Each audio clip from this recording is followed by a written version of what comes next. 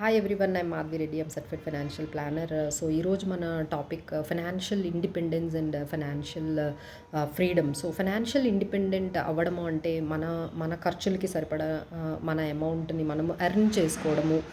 So మన income sufficient ఇన్కమ్ని మనము మన ఎక్స్పెన్సెస్కి మనకు కావాల్సినట్టుగా ఖర్చు పెట్టుకోవడానికి వస్తే దాన్ని ఫైనాన్షియల్ ఇండిపెండెంట్ అవ్వడం అనేసి అంటారు. మరి ఫైనాన్షియల్ ఫ్రీడమ్ అంటే because we cannot work forever, మనం ఎప్పటికీ వర్క్ చేయాలని ఎవరు అనుకోరండి. సో ఇప్పుడు ఇంత కష్టపడుతున్నది so that we will get some break permanently from doing this work for continuously మనము వర్క్ చేస్తున్నాం కాబట్టి సో అక్కడి నుంచి మనకి పర్మనెంట్ బ్రేక్ కావాలని అందరూ అనుకుంటారు. సో అంటే మనం ఎర్నింగ్ ఆపేసినా, మీరు వర్క్ చేసి అంటే మీరు సంపాదించడం ఆపేసినా, మీరు వర్క్ చేసిన ఆపేసినా, బట్ ఇన్కమ్ అనేది మాత్రం మన అవసరాలకు సరిపడా అంతా ఫ్లో అవ్వడాన్నే మనము ఫైనాన్షియల్ ఫ్రీడమ్ అంటామండి. So there are certain steps to achieve that. So అందరూ ఇది అచీవ్ చేయాలని అనుకుంటారు. సో ఎవరికి లైఫ్ లాంగ్ కష్టపడాలి, లైఫ్ లాంగ్ మనం మనీ కోసం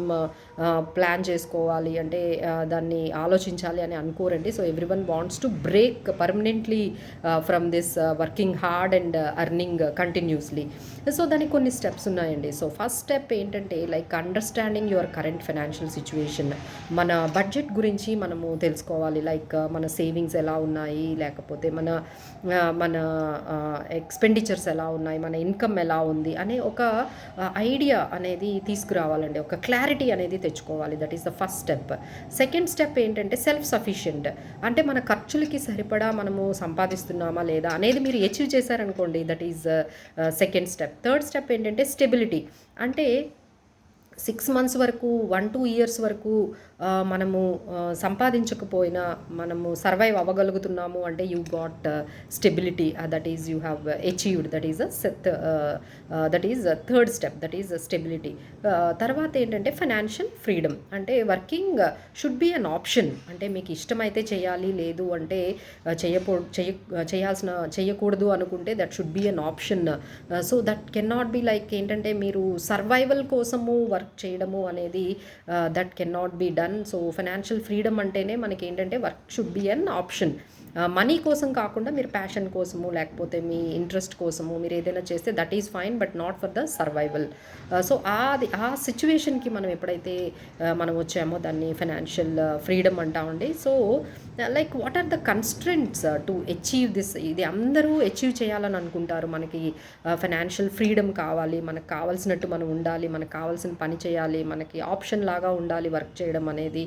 because we can not at least 60 years తర్వాత అయినా సరే we need to break from this regular work and permanently మనం ఇక్కడ నుంచి బ్రేక్ తీసుకోవాలి అని అనుకుంటారు. So what are the constraint nowadays we are seeing like people are having jobs అంటే like they are losing the jobs in between or అంటే ఆ sufficient మనీని అక్యుములేట్ చెయ్యాలి ఈ డ్యూరింగ్ దిస్ వర్కింగ్ ఇయర్స్లో అనుకుంటే వాళ్ళకు వచ్చిన కన్స్ట్రెంట్స్, మనకు వస్తున్న కన్స్ట్రెంట్ ఏంటంటే ఫ్రెషర్స్కి ఇమీడియట్గా మంచి జాబ్స్ రావు, లేకపోతే వచ్చిన మంచి హైక్ కానీ లేకపోతే పే ఉన్న జాబ్స్ ఉండకపోవచ్చు. అండ్ మిడిల్ స్టేజ్ మనకి జాబ్స్ ఉన్నప్పుడు అది జాబ్ సెక్యూరిటీ లేకపోవడము, ఎప్పుడైనా వాళ్ళు రీప్లేస్ చేసేటట్లుగా మన జాబ్స్ ఉండడము.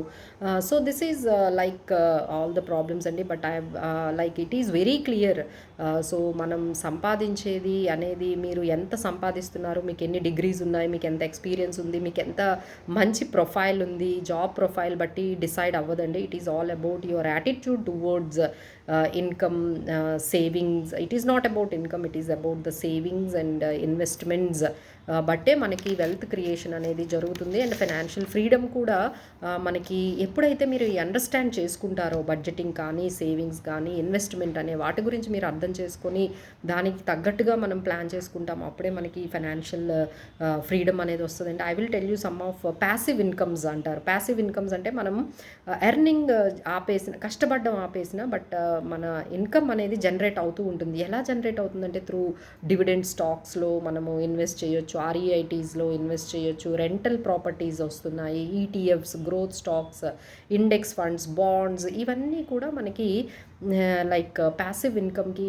ఎగ్జాంపుల్స్ అండి. So, that is not an impossible task. అంటే ఇప్పుడు ఒక 60 ఇయర్స్ తర్వాత ఒక 10 క్రోర్స్ మీరు టార్గెట్ పెట్టుకున్నారు అంటే, if you started early of 20 years ఏజ్‌లోనే మీరు స్టార్ట్ చేశారంటే 8,000, 8,500 పర్ మంత్ గాని మీరు సేవ్ చేయగలిగితే that you can reach that goal. If you are at 25 minimum 15,000 per month మీరు ఈ ఫైనాన్షియల్ ఫ్రీడమ్కి మీరు పక్కన పెట్టొచ్చు. And if you are at 30 years of age then 25,000 to 30,000 minimum save చేయాల్సి ఉంటుంది per month. If you are at 40 years of age అంటే ఇంకా ఓన్లీ 20 ఇయర్సే ఉంటుంది కాబట్టి then you have to earn at least 1 lakh per month to get this financial freedom. And if you are at already 50s, then you have to make at least 4 lakhs per month, because you got only 10 years to achieve the goal of 10 crores.